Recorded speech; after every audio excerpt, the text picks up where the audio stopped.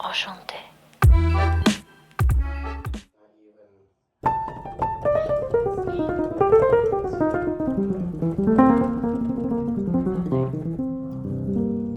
Hello lovelies, I'm Angela, this is Parisienne Farmgirl, bienvenue, welcome to the channel. My children have told me how crazy my hair looks today. That's okay, because we are gearing up for the big project. And so up we go. So as you know, if you watched last Friday's video, if you haven't, you can check that out. I'll put a link up here.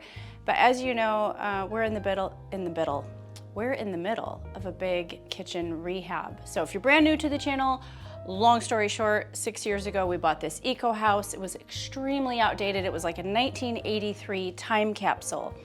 Eco house means we have no ductwork. The front of the house is 2 stories of greenhouse. It, in theory, heats the house and keeps air circulating and all that jazz. Who cares? The kitchen was horrible. It was like JCPenney blue wallpaper with little pink flowers and cedar cabinets all the way around that came down and sort of chopped the room in half with an electric stove right in the middle of the room. Really scary IKEA lights that looked like sperm. We had a lot of fun making jokes about those.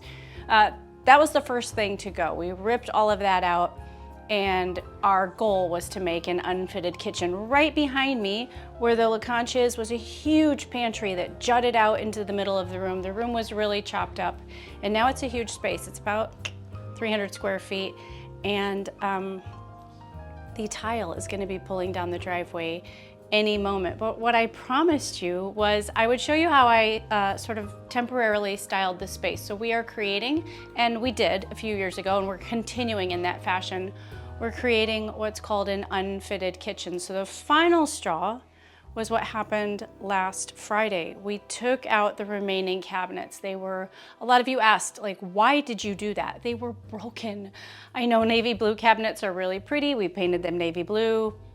I had really sweet vintage hardware that I put on them from Etsy. That was like lipstick on a pig. That was to hold me over. That's what we're always doing. We're doing a holdover, and then we're pulling the trigger and doing the big project. So we're doing the big project. Those cabinets had to go. There was a lot of family drama over cabinet fronts that would pop off when you pulled the drawers and all that jazz. So here we are. I promised you that I would show you how I'm styling the kitchen temporarily to sort of keep my sanity in the middle of the project. There's gonna be a lot of moving and shaking. We'll end up eating in the dining room. A lot of things are gonna have to move around for us to tile this huge space. But for now, what I've done is I've brought in a Costco baker's rack, and that is where I'm storing all my cast iron and our family dishes. Now, what I was able to do in taking out those navy blue cabinets was really purge the kitchen. And as a home cook and mom of 6, like, take a look at my inventory and think, what do I really need in this space? I want and I like to have all my tools right at hand. So if you've seen my kitchen, you've seen the salt and pepper shaker and the measuring cups and the sugar and the flour and the knives. Everything's within reaching distance, and that's the way I like it. But I was able to just really purge and get a feel for what I want to take into this new space moving forward. So I brought in a baker's rack, and what I did was I measured the sort of middle shelf to be counter height. Not that big of a deal at that time. A few weeks ago, I thought I was gonna put a countertop on it, but that is where I have my cabinet, and that's where we keep all of our protein shakes and vitamins and first aid and things like that. And I've got my KitchenAid mixer there for our daily bread and our dishes that are our main dishes that we use every day, the ones that we break all the time and we sort of just cycle through rather quickly.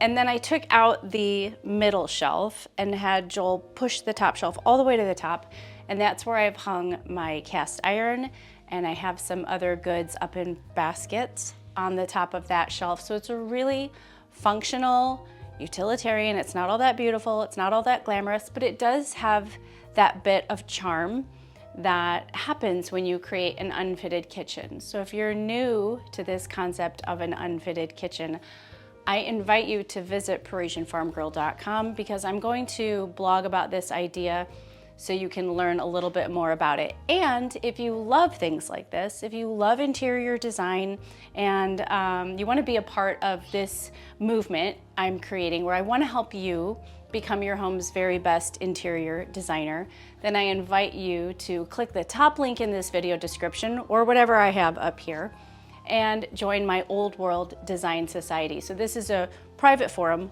full of amateur and professional designers alike, and we meet there every week. On Mondays, I issue a design challenge for the week that you can participate in to really stretch your eye and stretch your skills. And then on Friday, I do a live coffee talk so we can visit together live.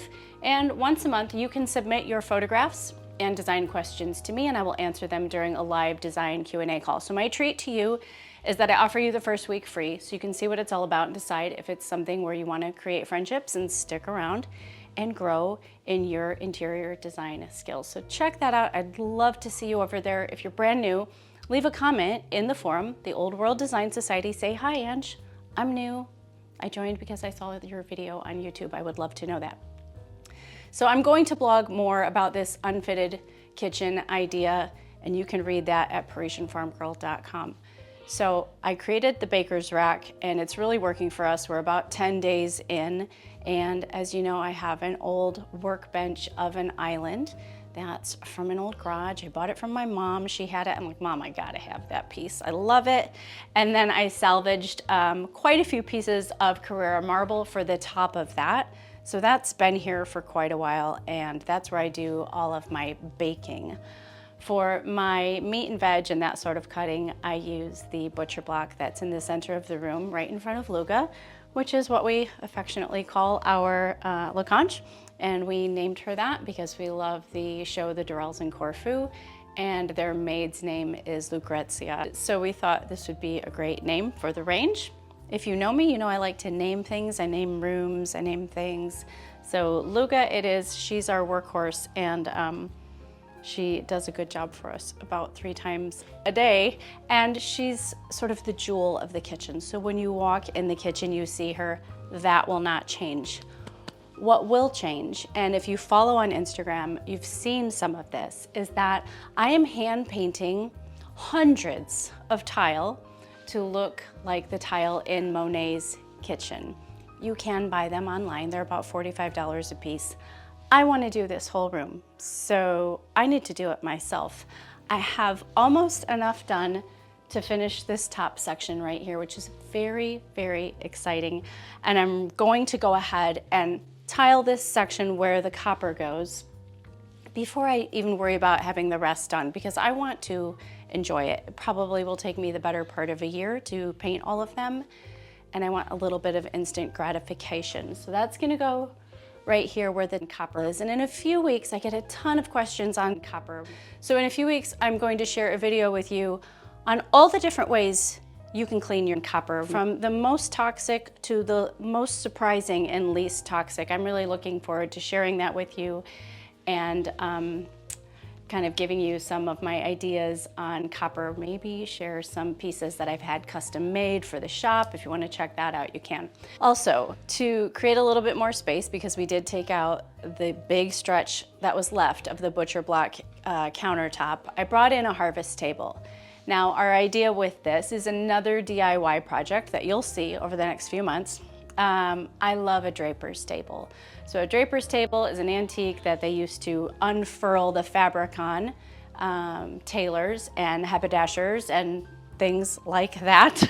And I would like to make my own, because an antique Draper's table is very expensive. So I'd like to make our own out of this table. For now, we just brought it up because we needed just some more space. So this is not a prep station.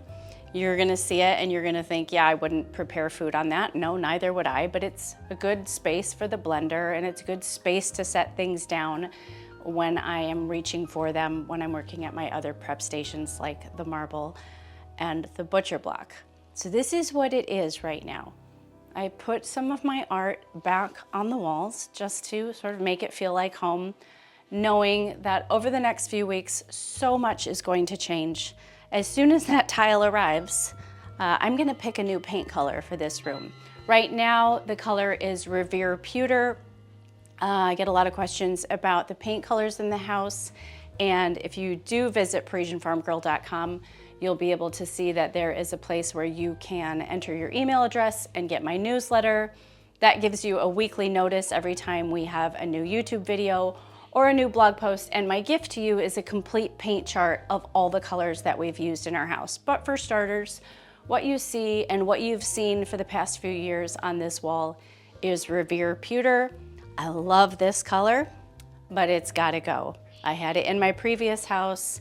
I've had it for 6 years in this house, and I need to be done with it. There are things that I love in this kitchen. I love the beams, I love Luga, I love this bit that we made a few years ago, and I love the copper sink. It needs new faucets.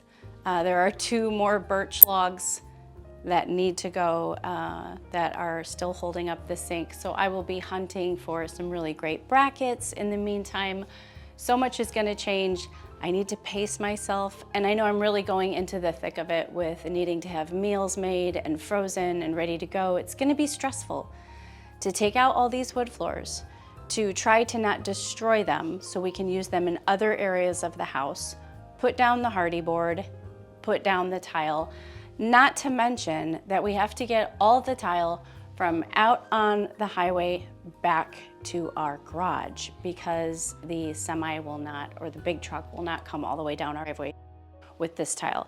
So I'm watching the driveway, keeping an eye on him because we need to put out some cones and maybe some tarps in case it rains or snows. And then tile by tile as a family, we need to bring this tile into the safety of our home. So we have our work cut out for us, but I promised you I would share with you a little bit more about this space and how I sort of made it functioning for us, functionable, after we took those cabinets out last week. So I'm so glad you're here for the ride. It's feeling like a little bit of a wild ride. So yeah, visit ParisienneFarmgirl.com. I would love to have you join the mailing list, check out the shop, all that kind of fun stuff. Check out this video right here if you haven't seen it yet. Of course, make sure you have subscribed to the channel, and I will see you on Monday. If you hadn't noticed, we're knocking out a video every Monday and every Friday. I'll see you on Monday, which is very, very soon. A bientôt.